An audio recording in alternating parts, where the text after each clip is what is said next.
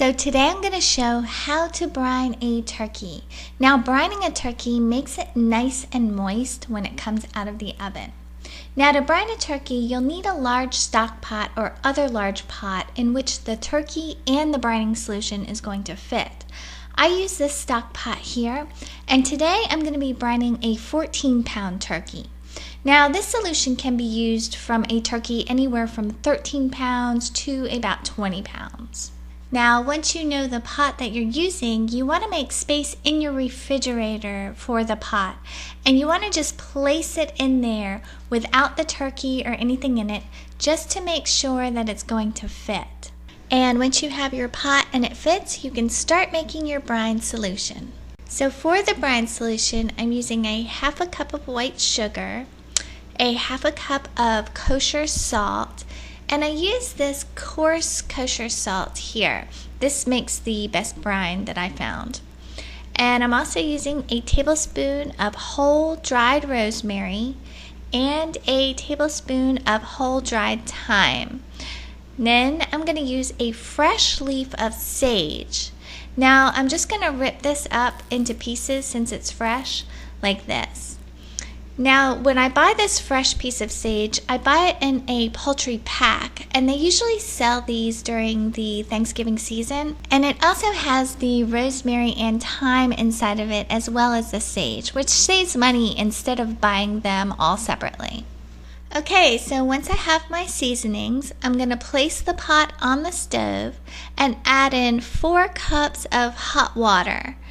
Now, I'm going to stir this and heat it on high, stirring it constantly until the salt and the sugar dissolve. And you just want to make sure that it's completely dissolved. There should be no more white. It should look like this. Then I'm going to just add 3 cups of ice just to cool it down. Now, if you have a electric stove instead of a gas stove, you definitely want to take it off the burner first. But since I have a gas stove, I'm just going to complete this process on the stove top. So once the ice melts, I'm just going to add 12 cups of cold water and stir this in thoroughly. So once I'm done adding all of the cold water and it's mixed in completely, we can start preparing our turkey to be placed into the brine solution.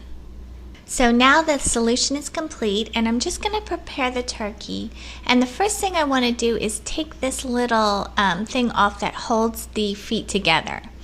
Now, sometimes these are different, but usually it's a plastic thing like this, and you can just pop the leg out like this. Then the next thing you want to do after popping the legs out is you want to go inside and pull out the neck and the gizzards, which are tucked inside the cavity of the turkey. Make sure you get everything out, because if you cook it with this in, then you'll really be in trouble. So once you pull these out, you can either use these in another recipe or discard them or give them away, whatever you want to do.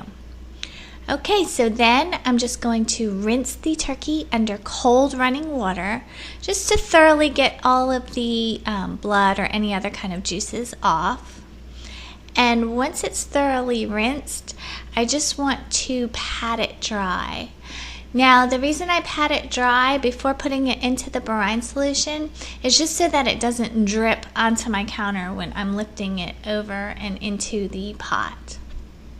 So here I have my stock pot, and I put it as close to the sink as possible, and then I lift my turkey and I place it in like this.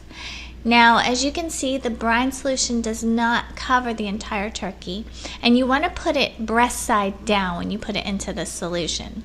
Then I'm just going to wash my hands and then fill the rest of the pot with cold water.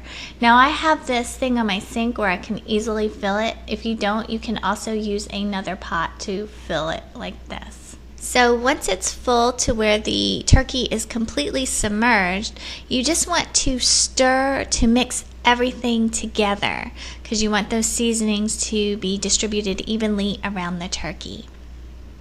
Then you can just cover it with plastic wrap. I want to make this seal tight just so that it doesn't accidentally drip out when I put it into the refrigerator. So I seal this up, And then I just place the lid on top, and then you can just place it into your refrigerator where you made the spot for it to fit. Now keep in mind you may need help with this because this pot is very heavy, so you may want to ask someone to help you put it into your spot. Now the next day you just want to rinse the turkey and pat it dry and then cook it according to your recipe.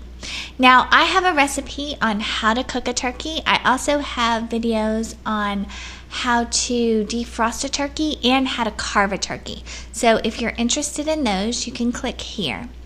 So I hope everyone has a wonderful Thanksgiving, and thank you so much for watching. Have a wonderful day.